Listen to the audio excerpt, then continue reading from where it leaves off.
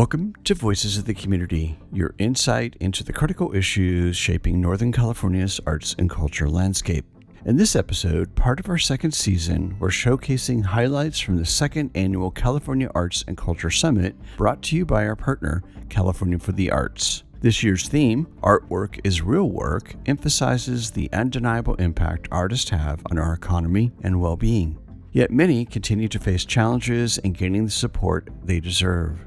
In today's episode, we'll take an in-depth look at the future of employment in the creative economy. Our esteemed panel, moderated by Narit Siegel-Smith from the Music Forward Foundation, will explore the key trends influencing creative jobs, from the rise of new technologies and the effects of climate change to innovation and shifting workforce dynamics. You'll hear about strategies to build a sustainable creative workforce and the essential skills that will shape the industry's future.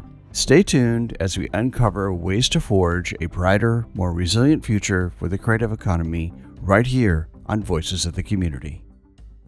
All right, here we go. Woo! All right. So, as I was saying, this is the organic start to our organic conversation. We want this to flow. We want this to feel different than the conversations. We want you guys to ask questions. We're going to carve out some dedicated time at the end. As we met, that felt really right to this panel to make sure that this is a dialogue and a conversation, because what we're going to be talking about today is the future of employment in the creative economy, exploring evolving job dynamics and trends, and the impact of technology, climate, and innovation on our sector.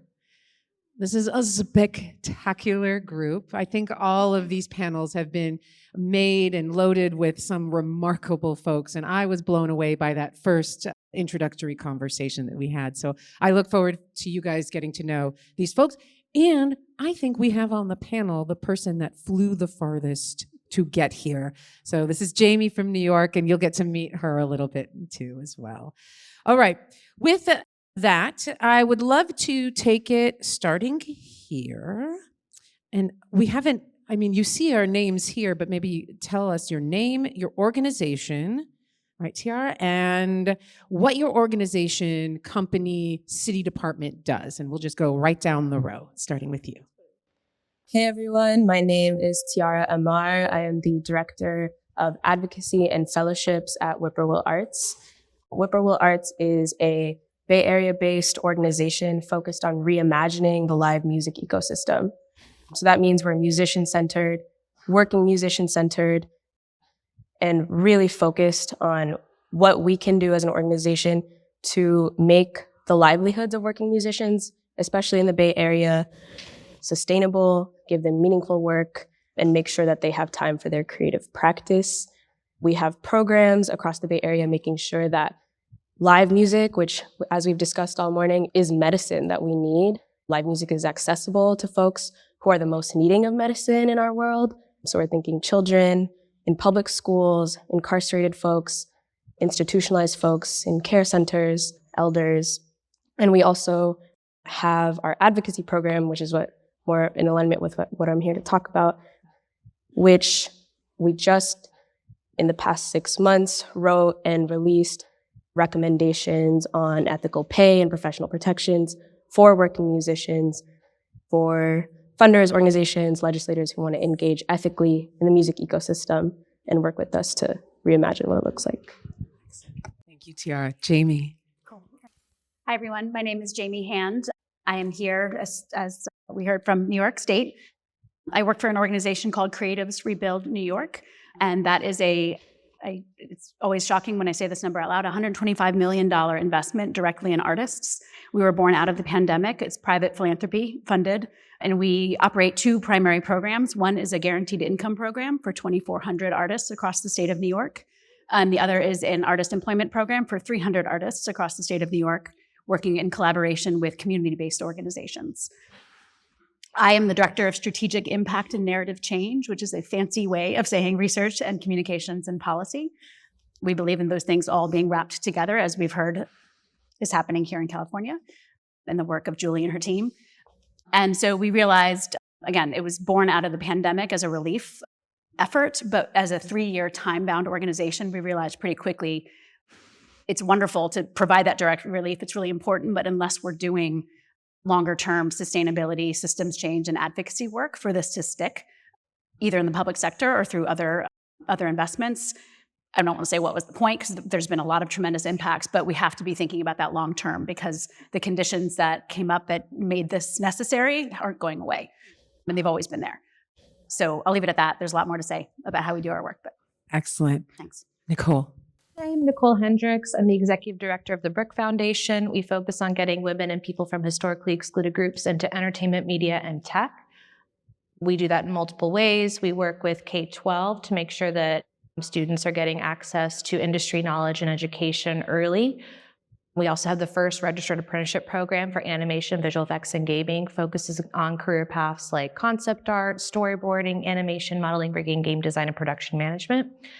We also have an industry think tank. We really like to focus on connecting educators, government, and industry together in order to improve those employment pathways. I'm also the co-founder of the Concept Art Association, which is an advocacy organization for artists working in entertainment. About 2 years ago, we got really thrust into advocating for artists with the rise of generative AI.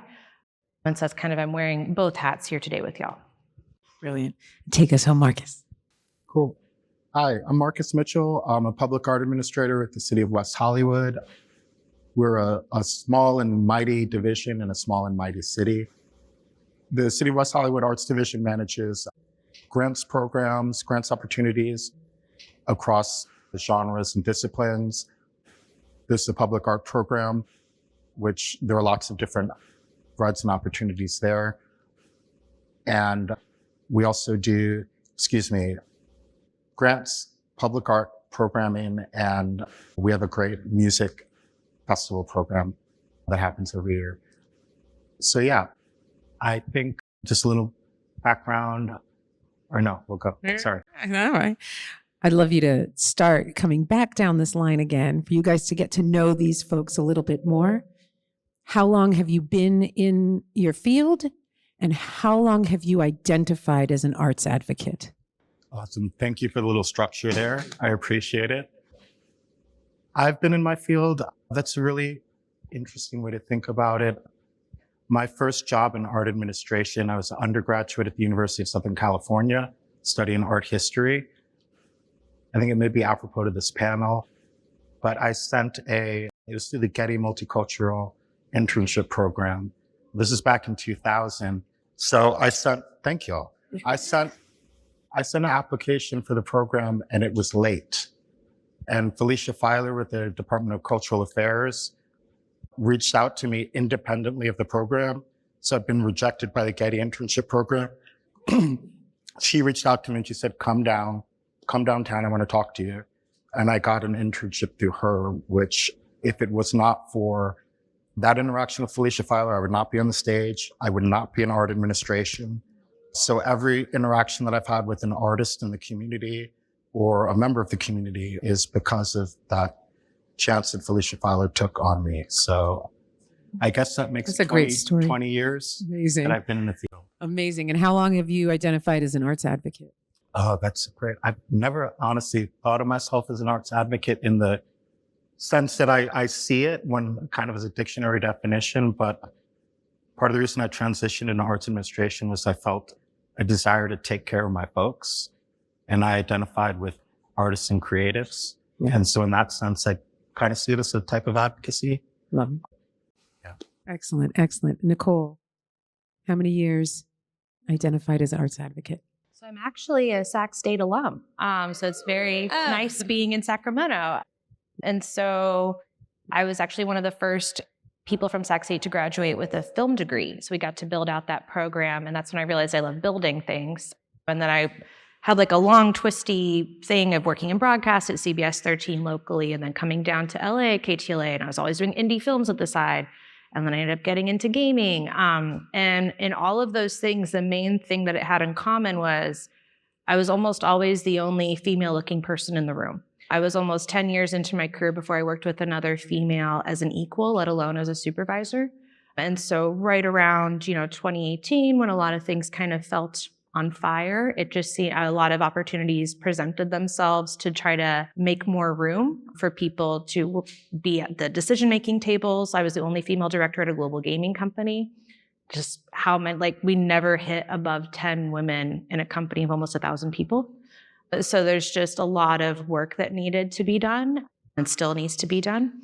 But I don't think I really identified until COVID, because Allison Frenzel, who's a wonderful human, also in Sacramento, she's the CTE program specialist for the California Department of Education, put me onto the COVID task force. So we were trying to help solve that digital divide as all these kids were going home with Chromebooks, none of the software that they need to get into these careers, because everything we do is very career focused, was running on a Chromebook. And that was when I realized that, like, oh, wow, a lot of our public school education is so you need this master's degree in this program, and most of us didn't go to school for these things. So you had like a guy that worked at Disney in the 90s advising an entire school district in 2020 what hardware and software needed to be taught. How is that equitable? And so we were really able to, because of COVID and because people were at home wanting to help and get connected, really help do the new CTE recommendation standards to try to get people with their free and public education to have industry knowledge. And so we had a group of around 60 to 80 industry people come and like rewrite, learn EduSpeak and all the things, right? So it's because it's a different language compared to industry. So I would say probably COVID. And then with the AI stuff, that's when it took a whole new level. So definitely the past 2 years, but I would say 4 proper. Awesome. Jamie. What is this field? I guess is how I would start. I'm trained as a landscape designer and came to the arts, I would say, kind of got thrown straight into the fire at the NEA in 2010. So I've been in the arts field for about 14 years. And it doesn't make sense on paper, but it makes sense to me, the through lines of all those things. And I've done a lot of the cross-sector, place-based work, that sort of, and I've only recently, in my work at Creatives Rebuild New York, it makes sense to me because we're doing a lot of cross-sector work with labor and labor policy now. But in terms of being an advocate for the arts and identifying with that, that's relatively new for me, about 2 years. Excellent. Tiara. I was raised by a dancer, so I feel like, yeah, shout out to the dancers. But yeah, I feel like I was raised to like really understand and witness what the life of a working artist is, the hustle that it is, and all the different hats that you have to wear as a working artist. And I feel like that was very formative for me, wanting to be in the space of advocacy for artists. I also am a teaching artist at Naiad Art Center, which is a studio space for adult artists with disabilities. And that's been very formative to the core of justice that I see as possible through art. And I am learning so much.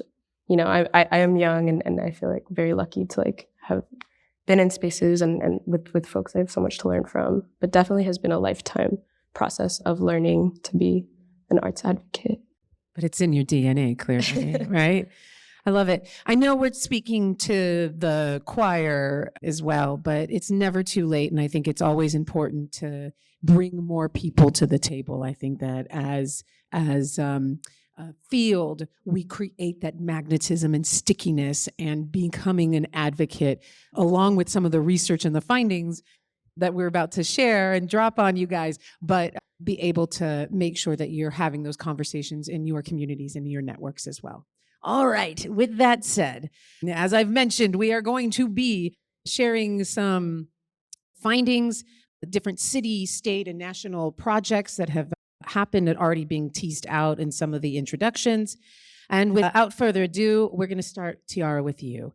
What recent research findings highlight the key trends and shifts in the employment landscape we're seeing inside of the creative economy? So if you can talk a little bit, that you're coming from that music lens as well, a musician lens, what you're seeing, what some of the research and findings highlight. Definitely. I think our research has really contributed to concrete ways that we can disrupt some of the mythologies that surround what we think of as being a working musician. We talked about this a little this morning, but there's an idea of like the starving artist, the starving musician that's so glorified, but also the idea of what a working musician does. And our research helped us identify that it's not every musician's aspiration to either be playing in a dirty bar every night or to be selling out stadiums. The vast majority of musicians are seeking something else. And our research identified the top 3 priorities of working musicians, which is first guaranteed pay for performance, which is something that's not commonplace in the music ecosystem. The second is consideration of expenses for musicians. So when a musician goes out to play a gig, how much are they spending on food and lodging and travel in order to get there? Because oftentimes when musicians go on tour, they come back in the hole. And the third thing that we found, which is the highest priority of working musicians, is the ability to play for small listening audiences. And so just because music is a passion for them, it doesn't mean that they shouldn't be compensated fairly for their labor. Identifying those top 3 priorities really helped us form the next 4 phases of our research project.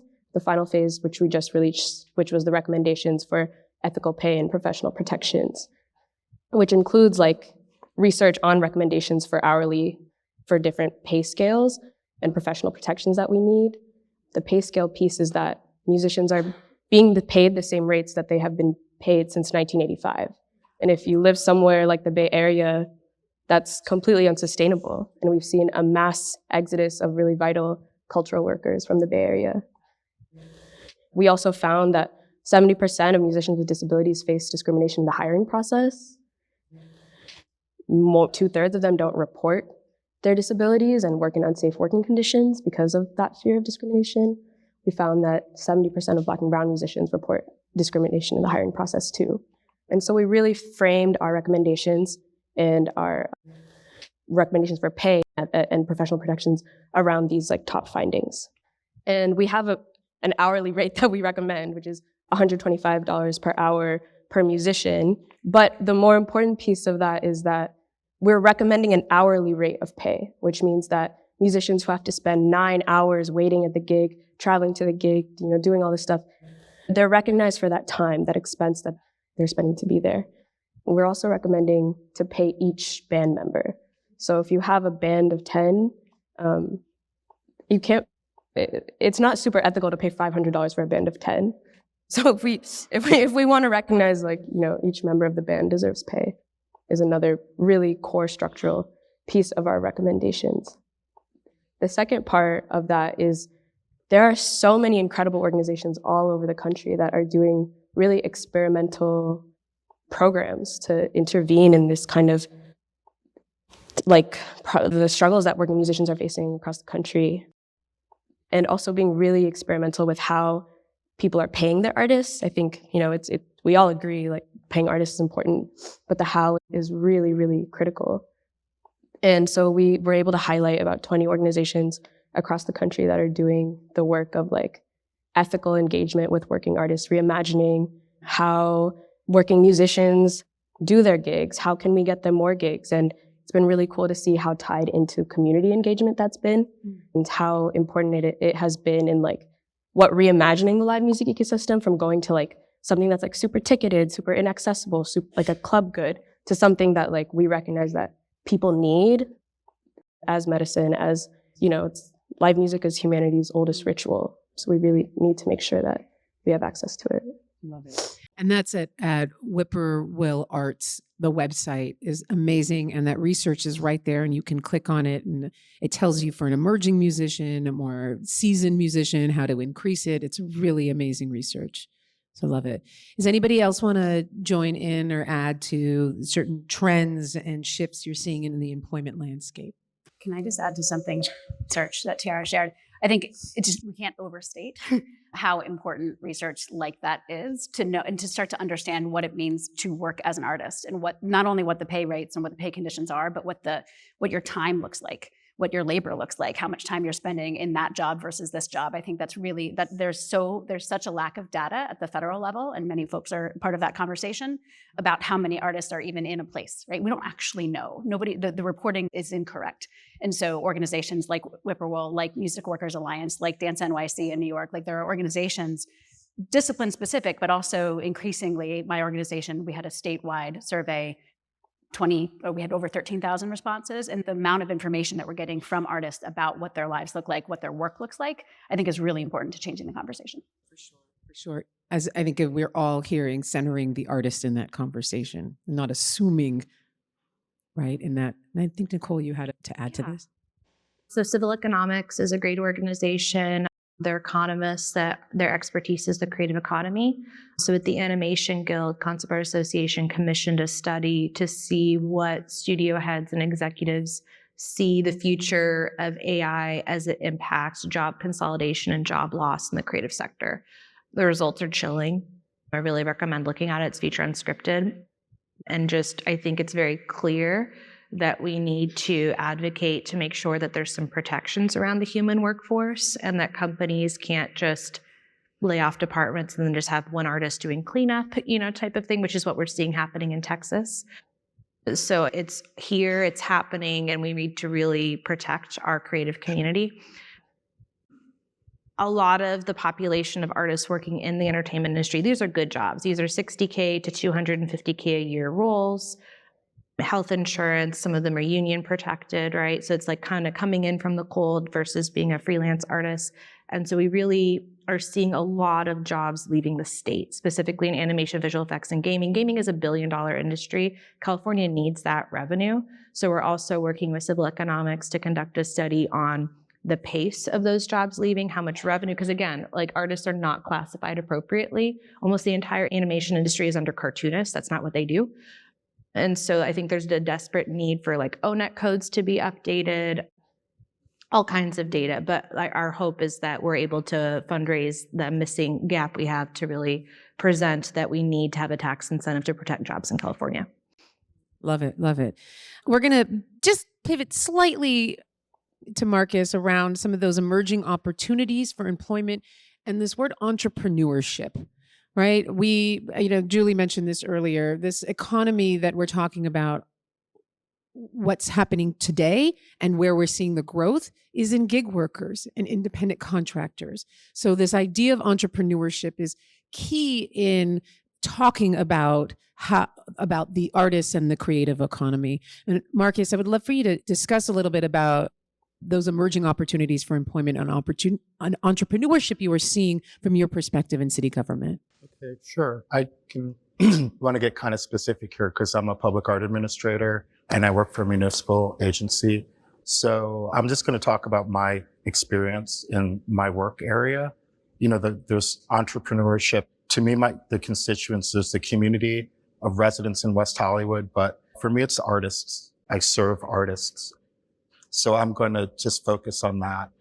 From an artist perspective, I'm not going to really make a differential between entrepreneurship and for-profit or nonprofit.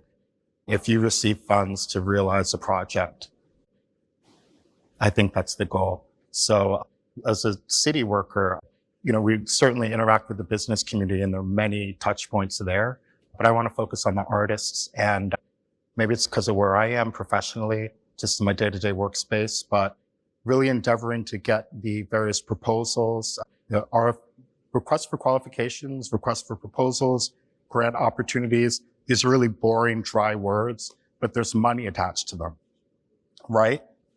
So that's what entrepreneurship is about. Everyone knows about city bureaucracy, these forms, these processes, these things, but attached to them, there's money. So my job, and I'm realizing this more and more, I've gone through different perspectives on what's important for my job. Excuse me, but in the last year, my focus has really been, we're sitting on these mechanisms that enable access to funds. And there's the, equity and conversations about accessibility, but really sitting with what can I do to get these opportunities out there and in front of the right people? And beyond that, how can I help my constituents, the artists that I want to see succeed with these programs? And I don't want to get too deep into it right now, but there are two things I'm seeing in response to, I think, the question about the future employment, the future opportunities in the arts, and also what, as an art administrator, how we can kind of like go there, support that, is actually, strangely enough, literacy is incredibly important. And I know that doesn't sound like very revelatory, but it's how do you apply to these programs? How do you succeed in applying to these programs? In an earlier workshop, there's a question of language that was brought up. And that's incredibly important, I think. And that's what I mean by literacy. And I've been spending more and more time on the phone just speaking with artists about literally how do you apply for these opportunities. We're not talking about your art or your vision at this point. It's me on the phone. It could be for 10 to 15 minutes to a half an hour, just explaining the process. And the more time I spend doing on that, the more potential for impact I see there. I spent a ton of money on a degree at an MFA program. I'm still paying the loans back. I could be wrong, but I've participated in very few courses, or I also come from a fairly privileged background as well. And there have been very few opportunities where someone sat down and explained to me, how to go through certain processes, whether that's grant writing, evaluations, even reading comprehension. How do you break the thing apart? What are these people looking for? What are they asking for? How do you put a budget together? A real budget. All of these things, these weren't things that I was taught. These aren't things that are really floating around in the industry, so to speak. We talk about a lot of things. These things are boring. But as far as having a successful, artists and want to ask me all the time, how do I write a successful proposal? How do I get this money? And it's like, let's go back. Let's look at the instructions. Let's look at the prompts that we've included here and working through, making the language more accessible. But there's something beyond that, I think, which not to chew up too much space, but, There you go. I consider myself a reasonably smart human. I come from industry. It took me 2 years to understand how to look at an RERP, a request for proposal, and how to break that down with the programs and work that I do and figure out how to turn it into that. And that's with a lot of people behind me. That's a lot of networking. I was able to beg people to explain it to me. How is somebody, a recent grad, supposed to do that? Is there any way we can make this language more accessible? that's a great question. I don't know if there are any artists in the audience today. Okay, this is great. This has kind of been, not to be corny, this has kind of been on my heart for a little bit. So I know it's 2024 and there are lots of amazing technologies and things like that. And I've lost a little bit of this experience, but call. I'm not joking. Okay, I'm an introvert. The reason I went into the arts is because words don't do it for me. I don't like words. I don't trust words. They make me nervous. I'm sure if y'all are artists, you guys understand what I'm saying. I don't like it, but there's something when call the art administrator or the grant administrator, ask them questions. That's my job. I'm paid by taxpayer dollars to serve the artist community. And just like when you have a leak or a plumbing problem or a noise complaint or whatever activity and you call your city worker and say, hey, do your job. It's the same. If you're a member of the community, find out who that person is, contact them and say, hey, how do I, ask the questions. I love those conversations because it helps me as an art administrator. Beyond just doing my job, it gives me clarity as to what are the needs are, what are the artists in my community up to, what are the challenges they're facing. And another thing I just want to say, there are formats for community engagements, and these are wonderful and vital programs. However, they always miss a significant portion of the creative community. In these environments, you're going to get people who have, for whatever reason, have the time, availability, and energy and wherewithal to attend, and who are also confident enough or comfortable enough to kind of dominate those environments. And there's nothing wrong with that. But if that's the only mechanism for you to engage your constituency and community, you're going to miss 80% of the creative community. You're going to miss the best artists. I don't mean to be, but you are. And creating an alternative kind of backroom channel for, folks to call or speak or write or whatever that reaching out mechanism is, qualitatively, it allows for a much deeper kind of dialogue and two-way education process. I've learned so much more about the artists in my community just by folks reaching out and asking questions about some boring, random application process than I have in those large group sessions where, you have one or two personalities kind of dominating the situation. So, before we dive into the second half of our expert panel's conversation on the evolving dynamics of creative jobs through new technologies, a changing climate, and a global pandemic that reshaped how we work and create, let's take a moment to acknowledge our generous sponsors who make these discussions possible. Voices of the Community is made possible by generous support from the Zellerbach Family Foundation, dedicated to ensuring vibrant work is created, new voices celebrated, and diverse communities have opportunities to thrive. Learn more at zff.org.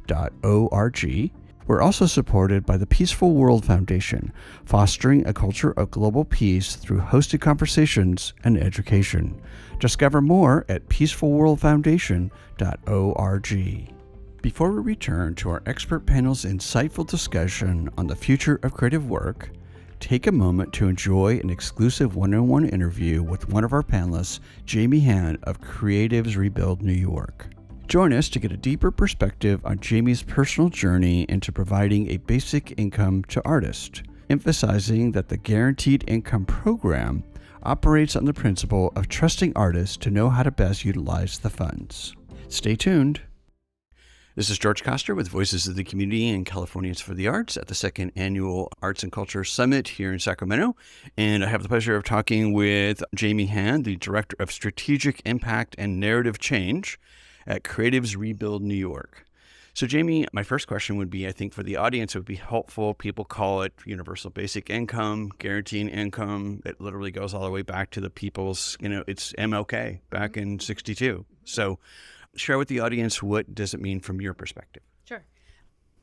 Creatives Rebuild New York was born out of the pandemic as a relief program for artists. The Mellon Foundation was involved in a workforce development task force for the state of New York and sort of acknowledged the importance of artists within the landscape and within the possibility of rebuilding New York. The state didn't end up funding it in the budget, so the Mellon Foundation stepped in and did. And we do two programs. One is a guaranteed income program, one is an artist employment program. And our guaranteed income program is for 2,400 artists across the state of New York.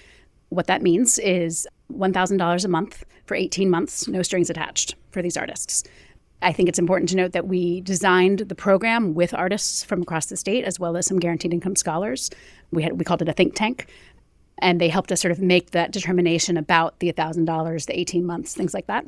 But some of the core principles of guaranteed income include the no strings attached aspect and trusting people to know what's best for them, to be able to spend the money as they see fit. And in this case, because it was going to artists, didn't mean that it had to be spent on artistic practice. It could be spent on housing, on rent, on food, on transportation, on whatever those artists need. And can you share a little bit more about kind of the background? Was there, every jurisdiction likes to do a study about another study so that we can study it and then report it. So how did the city come to a place where they wanted to do guaranteed income? Was there some kind of a study first done, or did people jump in on, Michael Tubbs and the whole activity of Michael Tubbs in Stockton, basically showing, hey, people spend the money to stay alive and get work and, stabilize? So one first distinction is it's across the state of New York. So 2,400 artists, not just the city of New York, okay, but the state of New York. And the data and the research is there. So we were launched in 2021. And so already the programs in Stockton, as you mentioned, and elsewhere, the broader guaranteed income movement and basic income movement, the explosion of programs and pilots that happened under the ARPA funding from, during the pandemic was a sort of an important baseline for us. We decided explicitly not to make ours a pilot. We weren't doing it for research purposes. We believed that people know best how to spend the money. Because we're a private sector, because we're a private philanthropy, we're not public dollars. There's some complexities that come with sort of giving money directly to individuals. But it's permittable through the IRS, but folks had to show that they were below a certain income level, basically. And so we used something called the self-sufficiency standard. and people had to sort of verify and show some of their income levels and things like that in order to be eligible. But there was no, for us, it wasn't about, we really were operating kind of from the ideas behind trust-based philanthropy, trusting people to know what they need, to share what they could share in their application. It was a very simple application. Something that I mentioned on stage in the panel was that we tried very hard to center sort of care throughout the process. These are people that are living in dire circumstances. We have statistics from our application data and from our survey data that I think it's 60% of artists are making less than $25,000 a year in New York State, at or below poverty level, right? And so when you're supporting folks through an application process, when you're helping them understand whether getting this money will shift their public benefits, right? Some of these folks are on public benefits. That involves a lot of care, and that involves a lot of what we talk about as social service work, right? And arts administrators aren't often trained or, have the skills to do that. So we had a lot of really important partners in the implementation of that program.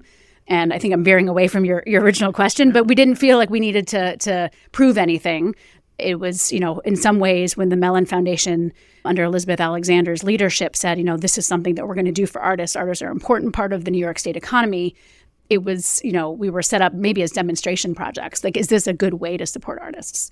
And so again, we have the guaranteed income program. In addition to that, we also have an artist employment program. So two different, very different, and sometimes in tension methods of supporting artists. And we are doing a lot of research on our programs, right? They weren't done to prove anything, but we do want to know. And so we have two different evaluations happening within the guaranteed income program and two different evaluations happening within the artist employment program that will come out later this year with some information about sort of the models and not just how they use the money, but like what are the ways that artist practices have changed, their overall well-being, things like that. So I think, from Jimmy, from like an executive summary, if you will, for a moment, because I know you're still doing the study, what would you say are the two big things? One, your findings that you think kind of are aha moments, and then secondary best practices that you believe have come out of the program? I think, it's both an aha and not surprise at all, is that artists spend money like everybody else does, right? It's just trying to survive. Major medical expenses that they weren't able to do until they had this, housing, food, again, in the post-pandemic context, we're still in it, but the pandemic context, we did learn from some artists, not through our research, but through some gatherings that we've done and sort of more qualitative and personal interactions with artists. Many felt shame at first that they weren't spending it on their practice, that it wasn't something that they were wasting it because they were using it on rent, or they were wasting it because they were using it on food, but they're not, right? And so sort of helping them understand that they are deserving has been one of the main sort of a North Star for us as we've moved through. So again, it's not an aha, but it's actually important to name is that artists spend money like everybody else. Right. And then, some of the questions that we'll be looking at in the research, as I said, there's two different aspects of the research. One is sort of for the guaranteed income program fitting into the economic justice and guaranteed income sort of policy world. And that's a bunch of researchers and institutions that are deeply entrenched in that and looking at some of the changes in their lives, right? Whether it's related to medical bills or healthcare or, other things that it has enabled for artists. Within the other evaluation, the folks that are sort of steeped in sort of not artist employment, but sort of how artists sustain their careers. They're doing some interesting studies on how the population that we served, the artists that came into us through this eligibility, how that compares and would fare in other states and across the country if you sort of understand what we know about artists in other places. So it's sort of abstract at this moment, but it's like the artists that came into us are not the artists that the federal data says are in New York State, right? And so we're actually surfacing more realities, more stories, or more needs that artists face through this program and sort of looking at that data and understanding how other states, other places can say, oh, maybe we need to support our artists in slightly different ways too. And maybe there's more artists than we realize we're here. Right. So as we wrap up, is there anything that we haven't asked you and that you haven't talked about in the panel that you'd like to make sure that we get out there?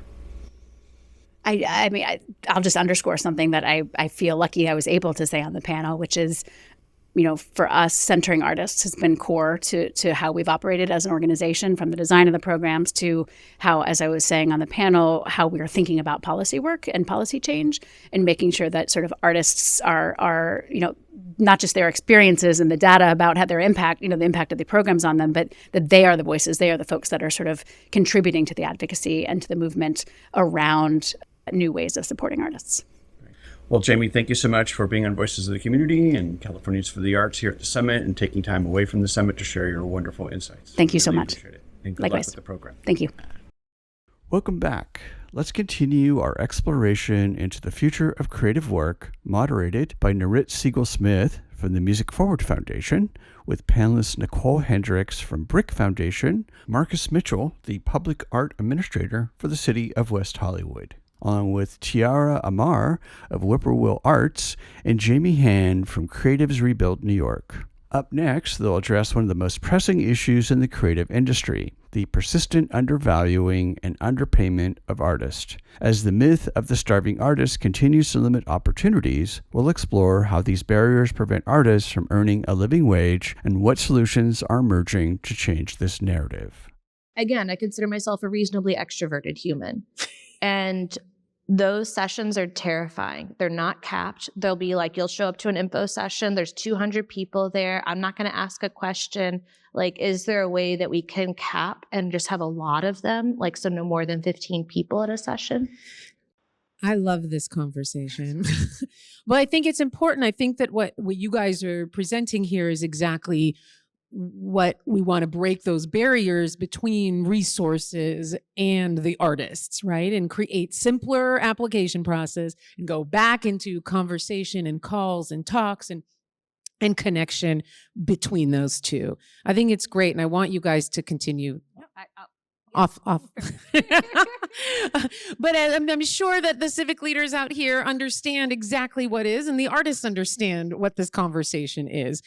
But we've been having this for decades. And so we have to definitely keep stripping away at this because we have to strip those barriers. And I would love, Jamie, if you can talk, because I feel like your team in this 3-year intentional program directed at artists, like, talk a little bit about some of those policy wins, some of the learnings that you found, and some of the advocacy that you've seen through this project. We are just at the beginning relative to what we heard Julie talking about this morning, all of the wins that California, the infrastructure here is more robust than it is in New York State. There's a lot of disparate folks doing advocacy work in New York State. I do have to say one thing to that last, because it's related. First of all, private philanthropy, not just public sector funders, need to be in this conversation too. Yeah. And one thing that we very intentionally chose to do from the beginning is we hired artist organizers across the state to get the word out about our funding opportunities. Or nobody does it better than and all different artists from different genres, from different and both hiring artists in the process, but also not using the traditional methods of making sure people were aware of this, because we explicitly wanted to support not just the 20% of artists that know how to come to funding opportunities. So in terms of the policy and advocacy work, I mean, the way we're doing it, there's a little bit of a top down and bottom up, simultaneous approach that needs to happen. That's the world we live in. And so again, we have 2,400 artists in our guaranteed income program, 300 artists and over 100 organizations in our artist employment program. So making sure that they know the long game, that they understand that just because that program ends doesn't mean, the transition support, the offboarding support that my colleagues are providing as we invite artists into the policy work is actually a really important and core part of our values about how the policy change is going to happen. I'd be remiss if I didn't sit on stage and take the opportunity to talk about the guaranteed income movement in this country, right? Artists talking to artists about it actually doesn't matter as much as artists getting involved in the broader guaranteed income movement and arts organizations, right? There's so much happening and there's so many resources and there's so many people that are willing to and excited to bring artists in to help shape that momentum, to help shape that movement. And artists are actually seen and understood in part because of our program, in part because of Springboards for the Arts program, in part because of YBCA's program, BMAC, an amazing organization in Nashville. There's an understanding that artists are not necessarily special unicorns that deserve guaranteed income more than other humans or other workers, but that we do have a unique set of stories and abilities to convey the experience. And so because we were the only statewide guaranteed income program at the time that we launched, and also in New York, but there's a handful of smaller programs, we helped launch something called the New York State Cash, I think we're calling it the New York State Cash Alliance now. And so that's just bringing, again, nothing, it's not specific to the arts, but it's understanding that if we band together and we include artists in that coalition, in that alliance, we can help move towards policies in New York State that are specifically relevant to cash policy. Sometimes that looks like tax credits. Sometimes that looks like guaranteed income programs. You guys haven't found that the guaranteed income programs like give leeway to the systems not changing? Like, does you feel like it's saying that even though our systems are broken, we're going to help over here, and it's avoiding the system issues that are keeping our musicians not getting paid? Well, it's the blessing and the curse of having two different programs that are almost in opposition to each other, right? We have an employment program too. So we're engaging in the realms of benefits, unemployment benefits, insurance issue, all of that is real. And again, it's not just artists that are dealing with this, right? And so the more artists can understand themselves in solidarity with other workers, right? So the unemployment bridge program in New York State is an important one. Portable benefits policies that were just rolled out in Utah as a proposed legislation this week, right? These are the things that artists need to be paying attention to and showing up for and understanding how it affects them in their lives. Mm-hmm. And the more that we can actually create those bridges across sectors, but making sure that artists are showing up as core to that and showing up as allies in that, I think is really important. Cool. Any to add to this conversation here? How can we get involved? We are closing at the end of this year.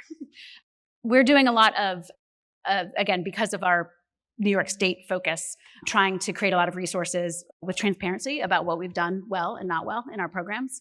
We just released some process evaluations for both programs, as well as a series of recommendations. We convened working groups of others doing artist employment programs. We had folks from the California Creative Corps, we had folks from a Manny Ober program in Puerto Rico, some city level programs, and others, both public and private, talking about artist employment. One win from that is that the NEA is actually now doing a national field scan of artist employment programs to understand sort of the different range and kinds. And so pay attention to that stuff that's coming out. And again, I think if you want to understand the pros and the cons of running your own basic income program or running an employment program, I think our process evaluations would be helpful. We will be making a set of policy recommendations for New York City and state coming out later this summer. And we will be sort of connecting our artists to broader movements in the arts and outside the arts. Look at our website. I mean, that's the other thing. Yeah, sign up for our newsletter. We're trying to talk a little bit about what it means to not just be a funding organization or a funder, but to move into this work and make sure that others know how to do that. I love it. I think, Nicole, you touched on this a bit earlier around AI, generative AI, and technology has definitely been affecting this industry for years, for decades. But we've seen an increase in the past couple of years. And you guys did some research recently that I would love for you to talk a little bit about how this technology is impacting our creative industries. Sure. I mean, we're living through the greatest art heist of all time. I don't know if y'all are aware of Lion 5B. Lion 5B is 5 billion images and text pairs. It was scraped illegally without your credit consent or compensation. Family photos, art portfolios, inappropriate things, child porn, like name it, it was taken. And then Lion 5B was basically operating under the educational not-for-profit usage. It was funded by Stability AI, and then it flipped to a licensing model, which should be illegal, but they're basically using data laundering, and that is what Midjourney and everything is basically being used off. So when you hear ethical AI and I'm putting in my own images, that's not true, because you need billions and billions of images. The 100 images that you own that you're putting into are still referencing that trained stolen data. And there's really nothing that, like, there's a lot of things in progress to protect us. Adam Schiff just promoted a transparency bill because a lot of these things, it's kind of a black box with what's been stolen. And so definitely, like, we'll look at what's happening with Adam Schiff. He's great. He's wonderful. Consumer Association is a proud supporter of that bill. The Human Artistry Campaign, because the music industry's been through this before with Napster, right? So not Napster, but, with streaming. And so I think that taking a lead from them with the Human Artistry Campaign and seeing the work that they're doing, but also just like what kind of, when you see somebody that's like, oh, I did this with AI, and then I just don't see ethically currently when you're using it and generating images, you're working off the backs of everybody else. And like my husband and all my friends' work is in there. So it feels very icky for me personally. So whereas, yes, AI might be here, it might be here to stay, I think it's really important that we're really focusing on the ethics and we're trying to advocate for ethically obtained data sets. And it's affecting jobs, right? It's affecting jobs. Oh, yes. And the skills needed for those jobs. 100%. If you go to conceptartassociation.com on the advocacy tab, we've been gathering testimonials from the creative sector since January 2023. It is prevalent around the world. People's jobs going away, entire departments getting let go. Most importantly, though, is because a lot of artists are contract employees, work for hire, right?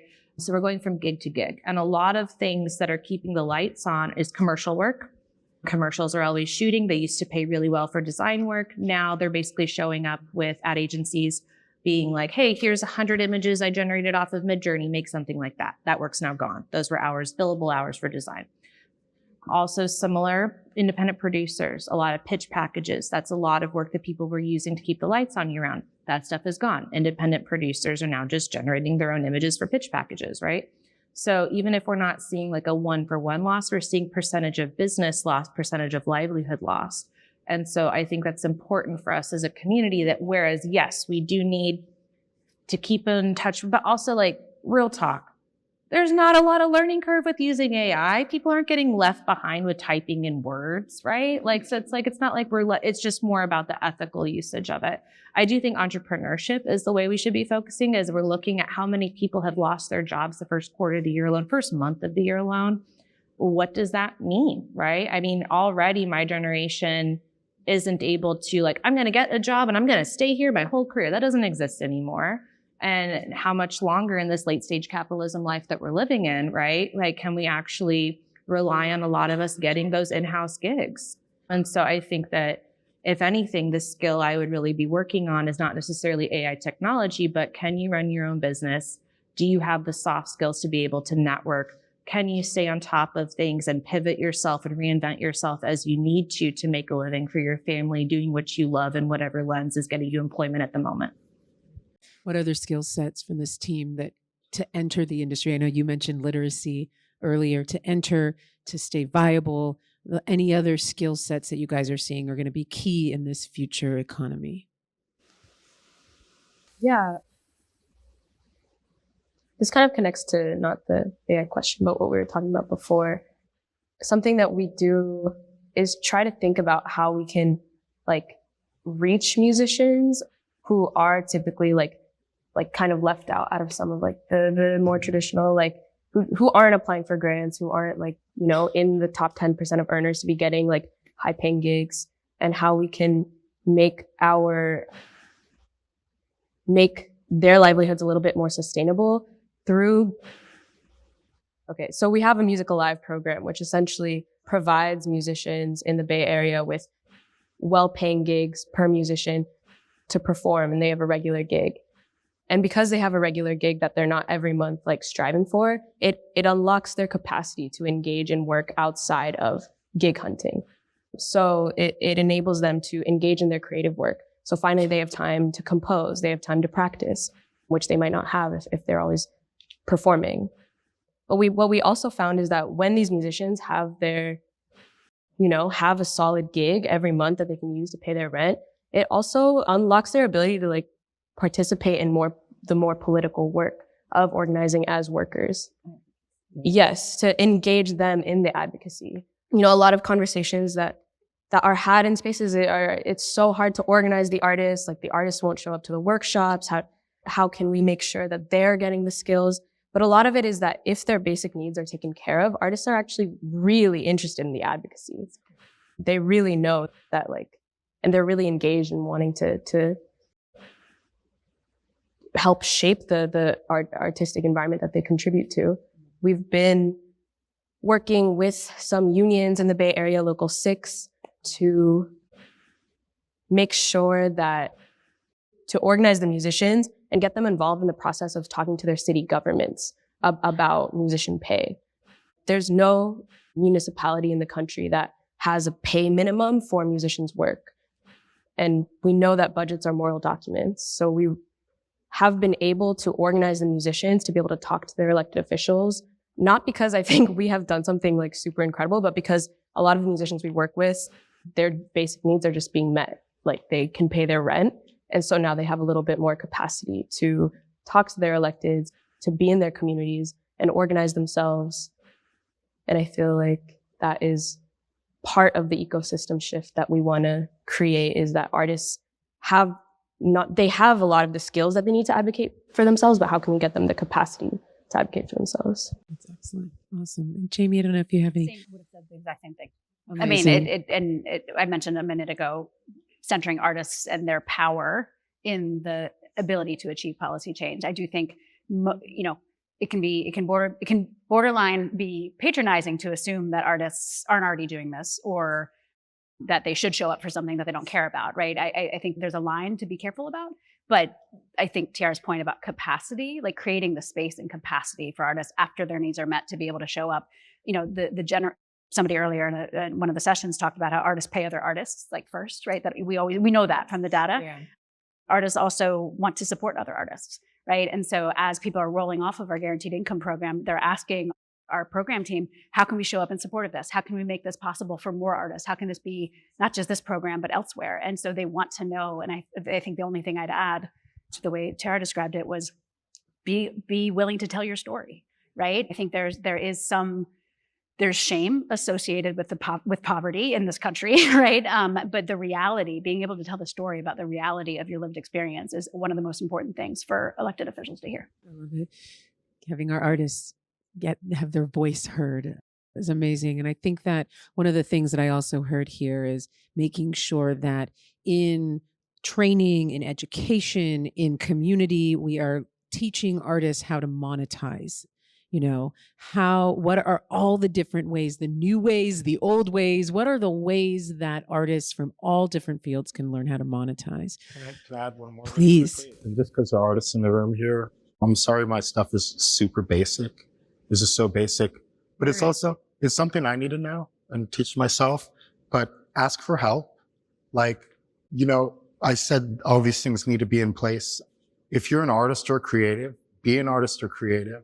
You should learn how to create a budget or respond to certain things, but you're not supposed to become an accountant. So, in all this, I think, this entrepreneurship is cool, but I think we've kind of got a culture of like this super hyped up, like mega entrepreneur where you're like some robot brain person who does everything. And fuck that. Like what is that? So but to go back to my point though, no, don't become an amazing accountant. But if you don't know how to do a budget, you probably know someone who does, regardless of your background. Our communities are amazing and full of really amazing people with incredible skills. If you have a weakness, find somebody who can help you out. Know your weaknesses. And because that's how these corporations and people on top who project that they know it all are actually doing it. They have a team of 100 people doing all the little things for them. And they just, I've seen this even with artist studios. When you look at artists and you're like, whoa, how did they get there? They've got 50 people working for them. So you, in your situation, working all alone, are not going to be able to generate a corporate level package, but understand what you're missing and what you need. And to the extent that you can, don't be afraid to ask for help. And to go off of what Julie said, you'd be surprised. People want to help you. People want to support you. And if you come to them with something that they can actually give, that's a win. I'm not going to be able to give everything, but if you're asking me something that I have to give, whether it's time or a skill or an ability, you may be surprised how people show up. So don't think it's your job to be, I don't even know the names of all these guys on the covers of Fast Company and stuff, but don't try to be like that. That's not why we value you. Do you, but just know what you need to succeed and look for that support, because that's what the people who are successful, that's what they're doing. So I would just love that. No, and something that came up in conversation previously is these great collaboratives of artists that have been popping up, and these communities of artists that are relying on each other, pulling on each other's strengths and skills together. And I think that we've talked at length about the partnerships and collaboration today already. I'd love to open it up to some questions from the audience. I know these panelists added some really exciting research conversation to the creative economy, and would love to see if anybody has questions. Let's start right there. I think you can project. Thank you so much for all of your knowledge. Really, these contributions are fantastic. I want to address this notion of how people go for the RFQs. How do people apply for their grants, right? How do they develop their grant applications? I've been running a program training artists to apply for grants and funds for the last 4 years. Ooh. And I realized that it's not so much that the information is difficult. It is more a sense of dignity of the artists that don't feel like they should access this, that they should actually have make a dignified living out of their practice, right? And so even though sometimes the application is 2 questions, it's too much. And it's not too much to write those 2 questions, it's too much to say, I deserve this money. I need to make this money to pay rent and to actually grow my practice and my vision, right? Yeah. So do you think that we could embed some compassion into the process so that people feel seen and then more, empowered to create these applications and to put their vision out there? Yeah, that was an excellent point. Mm-hmm. You're right. It's a lot deeper. Not to be, but a lot of it is psychology. That may not be the correct word, but it's the word that comes to mind. So you're right, 100%. Ideally, I wish I could inject more compassion into these processes. And that's kind of why I said my piece about really setting that time aside to speak to people, because I think that's where it comes through. I think there's also identification, because you don't know who's on the other end of these things. And just hearing a human voice, hearing this is a friendly person, hearing that they'll listen, like they're actually hearing what I have to say and responding to what I'm saying. I think that goes a long way. I think what you said about dignity is important, and feeling like you're seen, feeling like this is a space that's okay for you to occupy, feeling like you're welcome there. Those are all and in this virtual space of the application and the program. I think those are all things that, again, it's 2024 and we've gone through, but I'm rediscovering like maybe actually talking to people is the most effective way to do this. But I think it may be. And then I would say, I don't know how to actually make these, RFQs and RFPs more compassionate, because at the same time, there are certain, not metrics, but, there have to be some touch points for the selection panels or whatever commissions or reviewing panelists are, who often have members from communities sitting on them. So we also have to look at that side too, like how do we, I know you're totally aware of this, but there are constraints as to how open or tight it has to be. So striking that balance. But again, what comes to my mind is accessibility, making oneself available so people can feel seen and heard. But you're right. I want to add one thing, just a tough realization for our team throughout this process, partially created by the scale at which we were working, but is the reality that arts administration doesn't train you to do social service work. And some of the work that we're talking about is social service work. And so in addition to the artist outreach core, so this artist organizers, again, human to human outreach to make people understand that this was for them, we partnered with a number of social service partners, Work Without Limits, Henry Street Settlement, others, to continue to help people through the application process. For our guaranteed income, it was only 10 questions, right? We were trying to minimize what was being asked. We also had a help desk, so people could call live and talk to humans for this whole period of the application process, I think. But realizing that you're dealing with people's lives and very painful circumstances, and we didn't have the capacity or the training as arts administrators. Some of us are, so to say, as that, and some don't. And so we really needed to get those resources. So thinking about the toll that it takes also on the people administering is, I think, an important part of the equation that we all as a field need to be mindful of as well. Right. I'm a solutions person. I wanted to share but when you were talking before, one of my affirmations that I do, not to be vulnerable here, is that asking for help is not failure. So I think like, even if it's just like a social media post announcing that like, hey, this funding's available, like kind of bring it, but also Narit with HRTP. Yes. So I'm a high road training partnership holder with the California Workforce Development Board, Narit Music Board Foundation. Laura on her team is one of helped do that. And the fact that I had been through a lot of the horrors of applying for these things, like I met many times with Laura, and it was just like being able to real talk with her. So maybe it's even like part of the stipulations of getting this funding is mentoring incoming people applying. Yeah. Because people liked that I could be like, this shit's terrible. This is how I got around it, you know? I feel you. I hear you, right? The little bit of that together, the humanity of it all. It's a 150-page application. It took us 2 years to do. Like this is, but we did it. We've got apprenticeship pathways in the state of California in music, art, entertainment, and live. It's the first in the country. So this was an exciting, but very hard. And sometimes it feels better when you get it after you worked so hard for it. But I don't know. There's another question that was up here. Yes, right here. Hi, I'm a Sacramento artist. And I was curious if you could speak to RFPs specifically that ask for free design work up front, and whether you've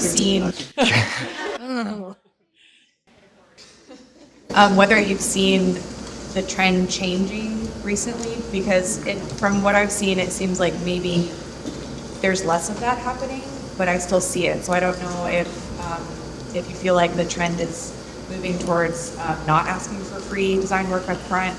And also that's part A, and part B would be, I've seen calls, an organization that makes a call that asks for free design work that says, they get called out and they say, oh, well, we're doing it because we want to open this up to artists that don't have qualifications, that they can show that they, can do this work. And so we're asking for those designs as part of that.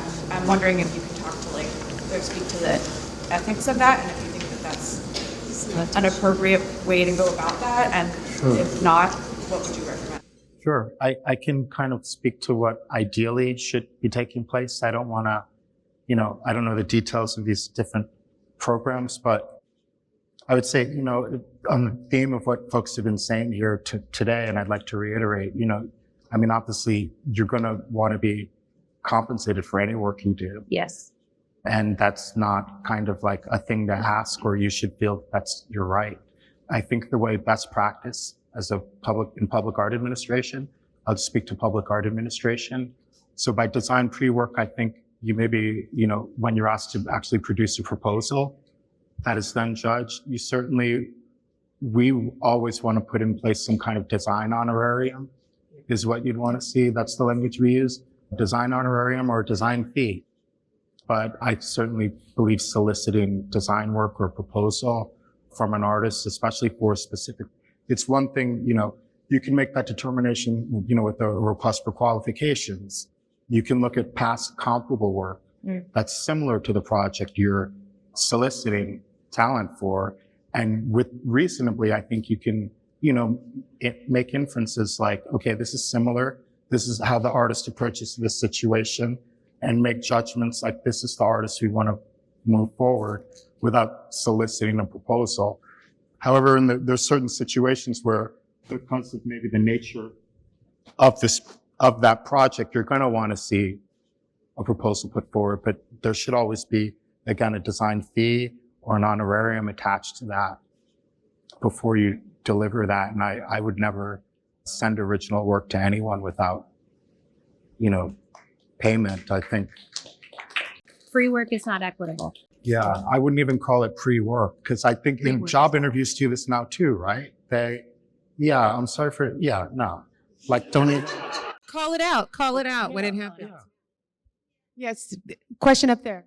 Along that vein, a lot of professions have a scale of how to conduct your business for yourself, but it feels like the artists historically have not had that opportunity, especially if they haven't gone to colleges and learned how to create the business end of the creative process. Are there resources out there for our artists, just like you gave her that example?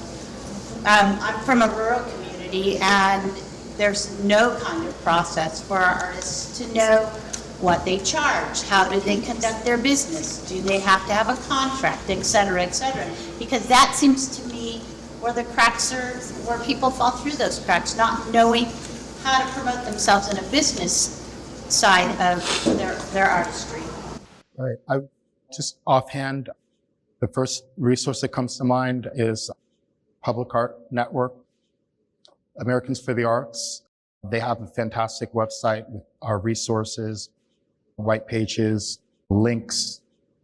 That's usually where I start when I'm trying to do research about best practice in the industry, our benchmark, figures for reference. I'd start there. That is a fantastic resource, and they've been around for a while, so there's a pretty deep archive that you should be able to access, and then kind of branch out from there. And then always asking out, if you encounter someone, or even, just find an email of someone who has that special knowledge or experience, and just reaching out and asking that question. I think you'll get a positive response, I think. Jamie, do you have? Yeah, I think some of Whippoorwill's resources exist for musicians. Like some of the organizations I mentioned earlier, Dance NYC, it's starting to be in the water a little bit more.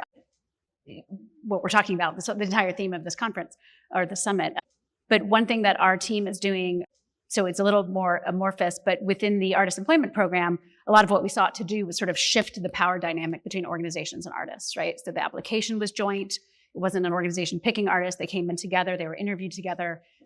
But of the 115 collaborations, there has been conflict. There have been challenges. There have been issues in terms of what artists know that they want and need versus what they're willing to say they want and need. There isn't that training that you're talking about. There isn't sort of exposure to understand how to show up in an employment relationship specifically. And this is across all disciplines. So my colleague Christopher Muley is working with a number of organizations and artists in that program to create an artist bill of rights as a pilot, as a template for New York State. We happen to be benefiting from the expertise. The National Domestic Workers Alliance is one of the organizations in our program working with artists, and they've gone through that process for themselves, right, of creating a Bill of Rights for domestic workers. And so sort of built on that model, we're going to be creating one of those and hoping to share that with others who are interested. It may not be perfect, it may not do all the things, but it's something that is a tool that we've heard from the artists is needed, and from organizations actually, to help each other and guide each other in terms of how to work together equitably.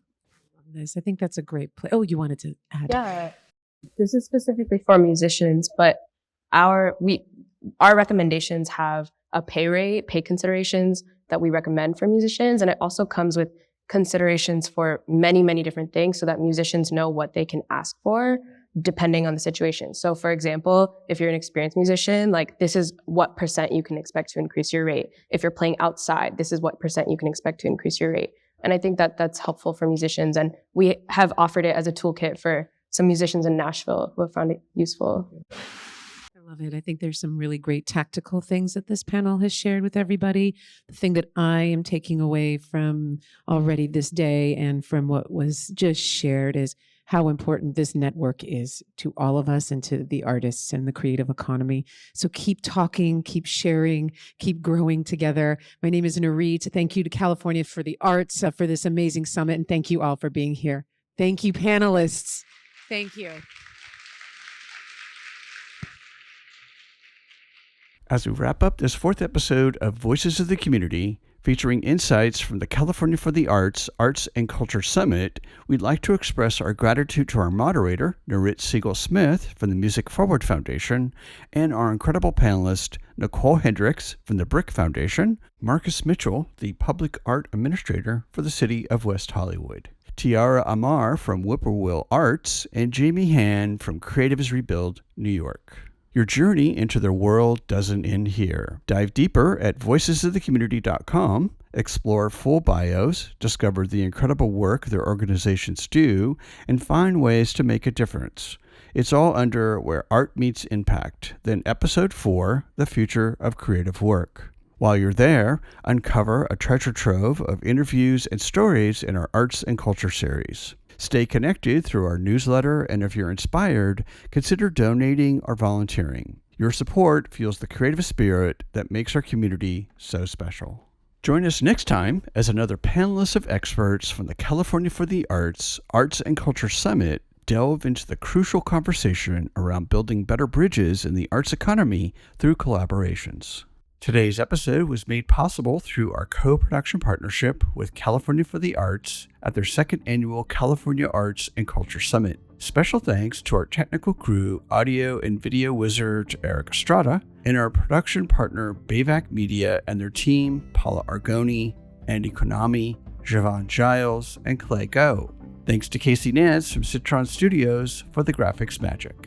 A special thanks to our broadcast partners who help share these important conversations. KSFP LP-FM in San Francisco, KPCA LP-FM in Petaluma, Petaluma Community Public Access TV, and Bayvac Media's SF Commons Public Access TV. Thank you for your commitment to amplifying diverse voices and perspectives. Please support these partners and our mission by tuning in and spreading the word.